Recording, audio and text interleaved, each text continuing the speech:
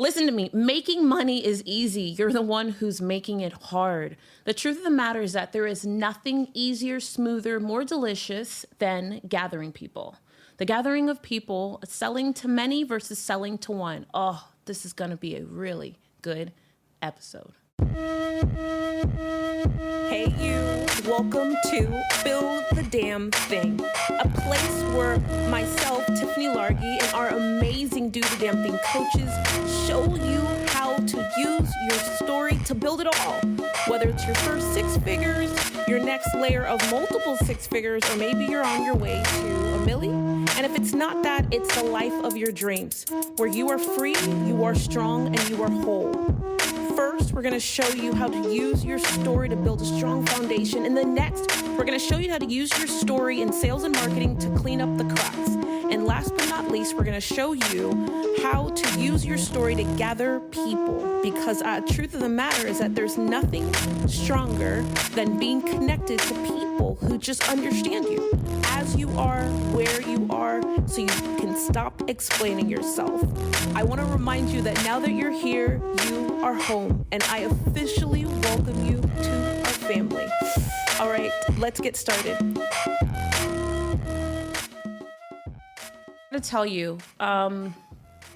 I gotta tell you, I'm really excited about this topic because every time I think about just do the damn thing in general, but you know, let me go back. Every time I just think about making money and all of the areas in which my back has been against the wall, I had to figure it out.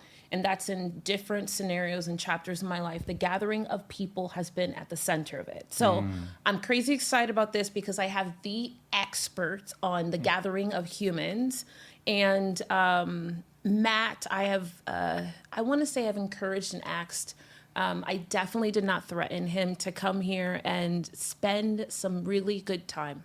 Because what I know for sure is that if you can just wrap your head around what's next and ask yourself, what would happen or how long would it take me to gather 2 people, 10 people, 20 people, 30 people? Because the truth of the matter is that it's not about numbers. It's just about the effort, the focus, the willingness to adopt it into your business. And if you're willing to adopt it into your business and I guess in your life, magic happens. Mm-hmm. There's nothing more stronger than people who either have a common interest, a common like, a common feel to get together and then be led on a journey. Right. Now, I emphasize that word led because I'm going to break this up inside of our series into 2 parts. So live and then virtual. But when you think about live, well before the world decided to have a pandemic and we all had to go virtual, our company has been doing virtual events. But I want to make it clear that, yes, there's a lot of amazing things in the virtual world, but I'm going to leave it second because I really believe the power of people meeting in person. And for me, it's first. In the beginning of my years, I accomplished how do I say this? I accomplished what seemed or felt impossible. People weren't entertaining me. It was hard for me to get on stage. I couldn't get the respect that I knew that I deserved. And so I just decided really quickly, I'm just not going to ask anybody else to get on stage. I'm just going to go do my own events. I'll create my own stage. So in this, I'm gonna ask Matt. So I'm gonna bring Matt into this fold because I really want you to understand the power of not just gathering people, but really seeing yourself as being a person who creates their own stage, which is one of Matt's favorite topics. So, dun dun dun, the world goes, and we welcome Matt Gill. Dun dun dun to the stage. I love. You know what? I love events because there's so much opportunity to create. Like when you think of an event, it's almost like a blank canvas. Like, what do you want an event is actually not really an event; it's an experience. It's something like what do you want them to feel? What do you want them to smell? What do you want them to taste? What do you want them to like their emotional impact that they have while they're in your presence, whether that be live or virtual? Yeah, for sure. Like an event is an experience that you get to create. And what I think has happened in the past is we've always had this like one model that we felt like we had to follow. But events nowadays, you can create almost any experience. And the people that are drawn to you are the people that belong to you. Yes. And, with that, Matt said like the smell and the taste, but I want you to kind of get this. The reason why I started doubling down on events many, many years ago is because it was the only clearest way, without me understanding ads online and without me being able to be super awesome on social media. It was the way for me to give the person a piece of me, and they went back home. So like I went back home with hundreds and hundreds of people. Right. And so therefore I was able to kind of, I don't want to say give myself to them, but you know what I mean? You did. Yeah. Like plant a seed and plant it really deep. It's the people that are drawn to you belong to you. Mm-hmm. You know, the people that are coming to you are your community, your tribe. And what I love about everything that you teach is you're either one way or you're the other way. Correct. You either like me or you don't like me. And the biggest thing is to get your audience, your people, to either make a decision, either you're part of us or you're not. Right. And I don't want to go past that because, and I'm going to ask Matt some questions, but I really don't want to go past that because a lot of times there are people who go, oh, I'm going to do an event, so I'm just going to bring people around and they're going to be near me, and then I'm going to kind of be amongst them on a journey, right? That's called facilitation. Right. That's not what I'm talking about, and I don't believe in that model. Let me just take a moment and pause. Now, I know that it has its place, and yes, I believe every business model can have facilitated experiences for sure. We do, but that can't be the anchor of a business or a brand. There has to be some form of person or entity or group or just consistent force that's leading, because events need to be led. I need the person to lead their people on a journey. Like our clients, I want them to go on a journey. I don't want them to just go there and then we're just amongst, because then you have a whole sea of blind leading the blind. Let me ask you this. So, you know the backbone of just not even do the damn thing. Before it was On Routes to Freedom, and then it was just Tiffany Largy. I began to do live events because no one gave me the respect, and then I just decided I was just going to create my own stage. But little did I know that creating my own stage was a gateway to me producing six-figure moments. It was a gateway to me bypassing all these tripwires and things that people, just were hell-bent on. But I got to tell you, one of the greatest things that came out of live events was the joy and laughter that went home with me, like the love. I don't know how to explain it. Like, so I used to feel lost a lot in this industry. I used to feel lost because I'm in a league of my own, not because I chose to be, but because I could never get with the Good Old Boys Network. I was never polished enough. I would end up saying, 4-letter words to the people who I did not believe in their policies, or I saw them doing backdoor gray things to their customers and clients. So I took a stand. And what events did for me is it gave me a place to have my mind and my thoughts and my principles, like a home. Right. So, even as I talk about this, I think to myself, there's running an event and then there's adding events into your world and your business model. So we ended up doing 2 core events every single year. Right. And then we did like maybe 6 or so smaller events every year. Give me an idea. When you think of the number one for the business or the person who's like, but I don't even know, what is too small of an event? What is considered a live event? So every company actually should have at least one core event. There's something either that's annually or biannually. You need to have something that keeps your audience and your community looking forward to. For some people, it could be a live event with 50 people, 100 people, 300 people. It's the place that your community and everybody gets to come together again, and they almost get recharged. It's almost like they're coming back in and they're plugging back in. But they get recharged and you get recharged. Yeah, for sure. You also get a lot of data. You're finding out what's going on in your community, what are some of their biggest challenges. When done right and with your team. But hold on, because you're saying something really important. You're saying the word community. So what if that person doesn't have a community and they just have customers? What if I'm Plumber John, right down the street? Plumber John, that was kind of funny. I'm so good. Okay, sorry, I'm just in love with myself. So Plumber John, right down the street, he has 3,000 customers. I believe he should be doing an event too, but he sees them as customers. He doesn't see them as a community. So those words actually interplay so much. If you think about your customer base, that is your community. For sure. They're the people that have at some point trusted you. Yep. They trust your product. They Yep. trust your service. They trust your intellect, your intellectual property. They become part of your community. So you look at your clients, look at your customers, and build it. Like that's the key to true connection is when you turn a customer into a community.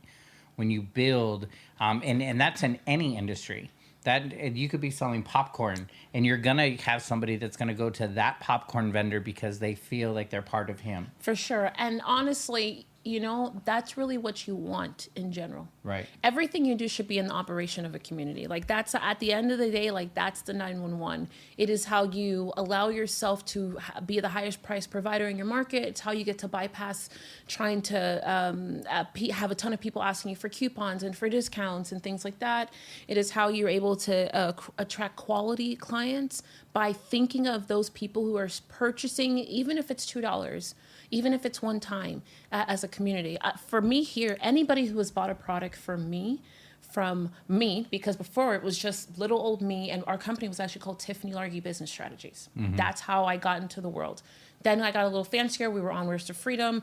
Now today we have evolved into this movement called Do the Damn Thing. But we wouldn't have been able to evolve into a movement if I didn't start thinking of those people from 7 years ago like family. Right. And even though they're 7 years old and maybe they don't have a current product from us and maybe they haven't been in a program, maybe they haven't been to an event, believe it or not, inside of our world and our ecosystem, we still think of them as part of the community.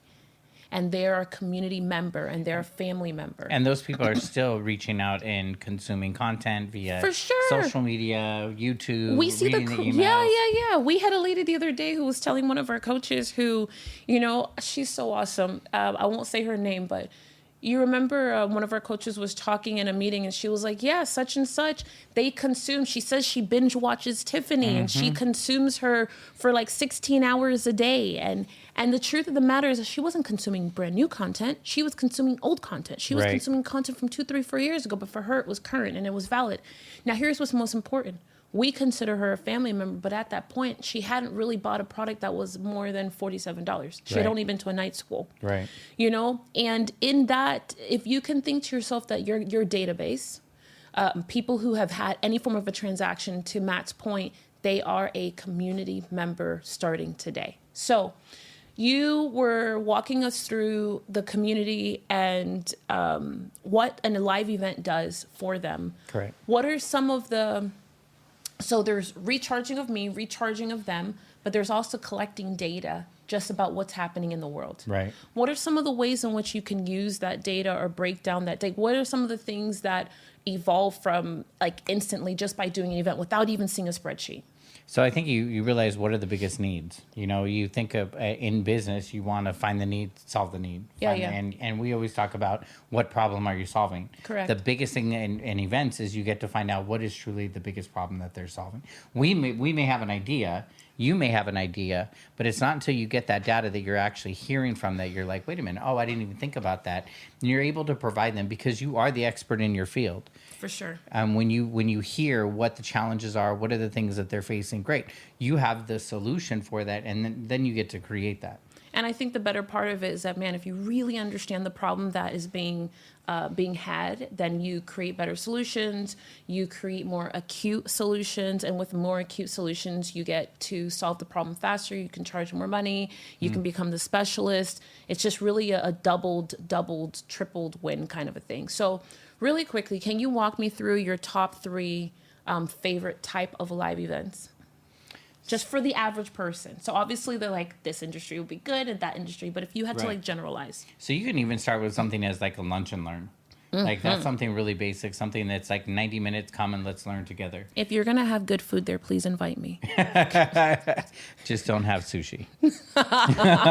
You see how you play too much? Sushi is my favorite food. Listen, sushi is my favorite food. What kind of sushi? Listen, Matt, don't do it. Don't do it right now here. This is not the right time. So if you have good food and you're having sushi, invite Tiffany. But correct. Lunch and learns. Lunch and learns are a really great way of just getting your people together, especially in a local market. Everybody can do it. Easy come in, 90 minutes. It's a small commitment on their end. There's It's a Panera Bread test. everywhere across America. I mean, you charge $50 or $25 and you're covering the cost of your Or event. you charge nothing and you pay for their lunch. Oh, there you go. You can even do that. And you have them donate the money that they would spend to some charity in the city. There you go. Your goal is just to get them in the door. Right. Matt's right. Lunch and learn all day. Everybody can do one in 3 weeks. Yep. Easy. And with very little marketing. And the other side of this, you're going to think I'm crazy, but yes, you can do lunch and learns. And then the next place is where am I going to have it?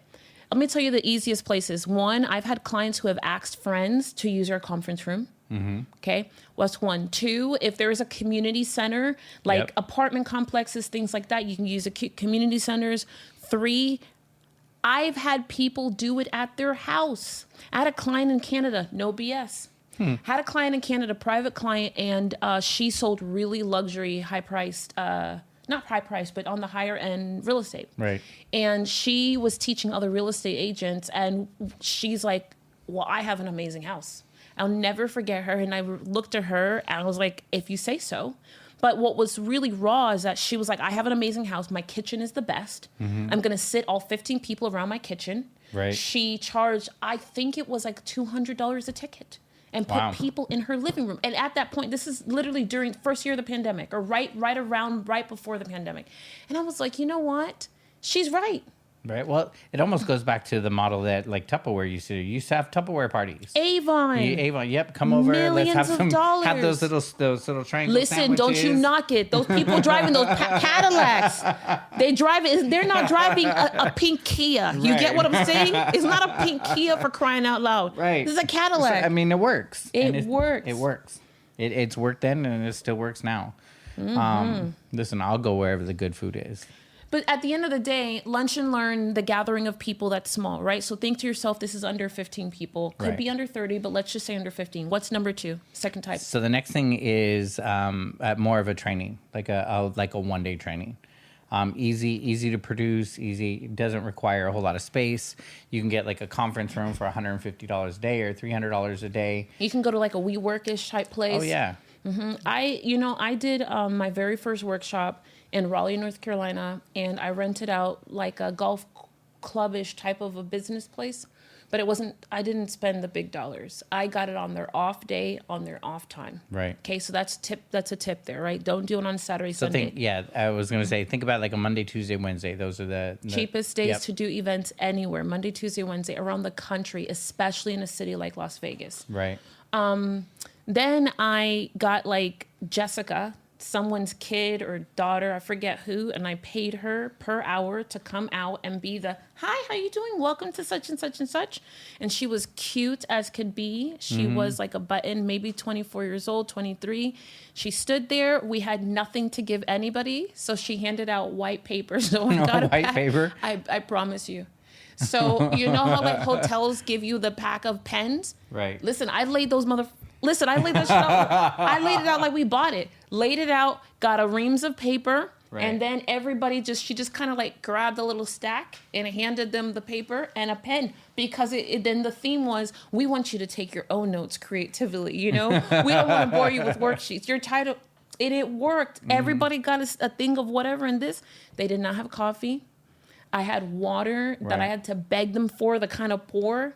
Nothing else. We charged probably $45 a ticket. Mm-hmm. I sold out the room. I think it could max at $50, and I probably made about somewhere between $50,000 and $65,000 from that event. Wow. I think about it all the time because it was my very first time gathering people myself. Right. And for the person who's wondering, well, Tiffany, how did you fill the room? Very simple. I went in, every person who I had met, like, speaking, or even if you were like, oh, come talk to me, I just got my cell phone and I started texting them all. Right. And I was like, hi, I'm going to do this event. You asked me a question about such and such. I couldn't answer it then, but I'm going to be answering it over here. And I texted people until I was blue in the face. And then I called the people who never responded. And I filled every seat myself by hand. I had no Infusionsoft. I had no system, no tools, no nothing. It was me, Jesus, and my cell phone. And then those three people who were like, you misspelled the word there. I'm dead serious. But that's how I filled my first event. And that's actually how I filled all the events afterwards. But it was in the form. Which is why it's so important for you to Valid. to still text and call, get on the phone, and it's not just marketing on Facebook. It's not just putting out an ad. It's that actual additional touch. For sure. What's your third? A big event. A big event? Yeah. Define a big event, Matt. So a big event is with a couple hundred people, more production.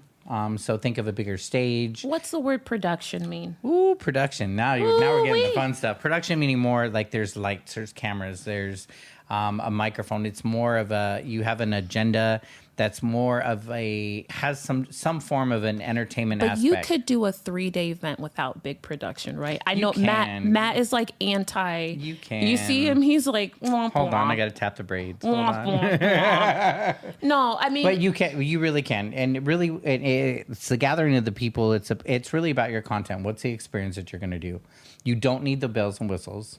But you do need to set yourself up as an authority. But you don't need the bells and whistles, but you do need to create a dope-ass experience. Correct. You do. Spend as much as you possibly can per person within your budget. That's going to be my recommendation. And here's the thing. If you're going to go that route, you need to videotape it, and you need to have a videographer, because that becomes assets for you for promoting other events and showing what you're doing. Man, we're going to have a whole episode on what to spend and what to have in an event. Yeah, that's how we'll wrap this up. That truly is going to be one of your biggest things if you're going to go that route with there, because you want to be able to utilize the money that you're already spending on the one event. You want to be able to maximize that and use it in other platforms and other things, social media posts, your little things, little clips, and be able to repurpose. I'm so pained every single time I see someone with a dope event or any type of an experience and no one has a camera out. I swear I want to roll around and just cry. It's the truth, because it's like, this thing is amazing and it's never going to happen again. Right. And no one's capturing it. I'm very thankful every event I have ever done is on camera. Mm-hmm. I promise you that I went without people. I went without a lot of things. Sometimes people went without food. You're like, here's a peanut for you. Listen, I'm dead serious. Listen, I'm being honest. You know why? Because I knew. So there's acquiring momentum in that moment, but then there's like, this moment's never going to happen again. Exactly. And I need this moment to stretch for the whole year. I need this moment to be the proof of concept for all the other things. I need this moment so that I don't think we would be here today if we didn't have these small snippets from the early days of me just trying to figure it out. And I don't want anyone to think that all of our events were like, I don't want you to think that all of our events were like to Matt's standard, or my very first 3-day event. I can become a little snobbish in that. Like, oh, a little snobbish, Matt? Just a little. This is an awkward silence.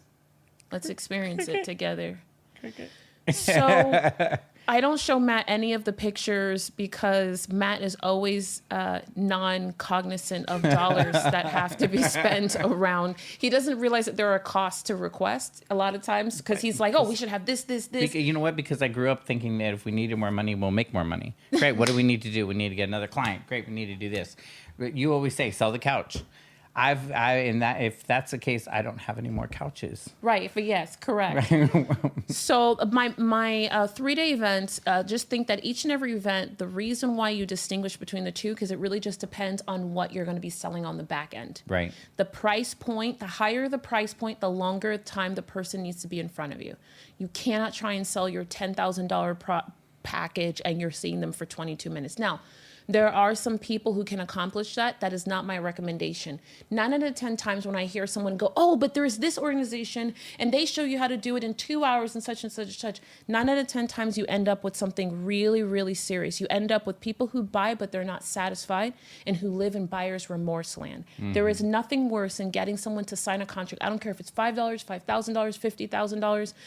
$500,000. And I have signed contracts of all 4 of those levels, and they don't feel good about it a day later. That is a bad place to be. It's a bad place for you. It's a bad place in business. It's a bad place for them. It's a bad place for the lead that you generated. It's a bad place for the market. So I'm going to selfishly say the longer the period of time as you think of is going to distinguish. So here's what I'm going to ask, okay, as we bring this to a quick wrap. Make a decision. So now it's time for you to decide. You need to do an event. Inside of the Boss Collective, inside of our circles and our communities, we have tons of ideas on different types of events, etc. And depending on what type of program level, if you come and engage with us, you show up at a live event, or maybe you just knock on our door with some really good coffee and you're like, I need some help. What I'm going to say is the very first decision that you need to make is not only what type of event, but what type of event are you ready for right now? What type of an event can you put it on the calendar that's at least 6 weeks out? At least 6 weeks out. Yep. Okay. And don't think about like, oh, but I can't afford it all right now. There's so many cool, you can get sponsors, you can take out a credit card, you can get a loan, you can hustle and sell really quickly in those 6 weeks. Like you can barter for rooms. Like there's so many, even though I don't believe in bartering, I do believe it for space. There's so many ways that you can get around the hows and the things that don't make sense. But what I'm going to say to you, and I know Matt's going to say to you, is start now. Yep. What's the first step that I need to make? That's all I want. I can't ask you for the second and third, but what's my first? Create the vision. What do you want them to experience? What do you want them to walk away with? What problem do you want solved? Yep. What problem do you want solved? What do you want them to say at the end? What do you want them to say? Cast the vision. Yep. Dun, dun, dun. There you go. And just like that, we are done. Now, I hope this has been absolutely delicious for you. I'm really excited just thinking about the possibility of you jumping into your very first, or if it's not your first, a really dope event in the next 6, 8, 12, 15 weeks. And as always, we are right here to help you. Go make a boss move. I hope that episode was amazing for you and you are closer to building the damn thing. I can't wait to hear what your thoughts were, what part you loved, and the action that you're going to go take, because the truth of the matter is that the person who wins is not the person who gets there first. It's the person who takes action first. Now, I've got a gift for you, and it is at www.strappedhustle.com. It is imperative that you run there and you see all types of goodies, starting with the 7 must-haves that you gotta put when telling your story. There is so much deliciousness awaiting for you. I would love nothing more than for you to go ahead and give us a thumbs up and a 5-star review on not just this episode, but this entire series of How Do You Build the Damn Thing?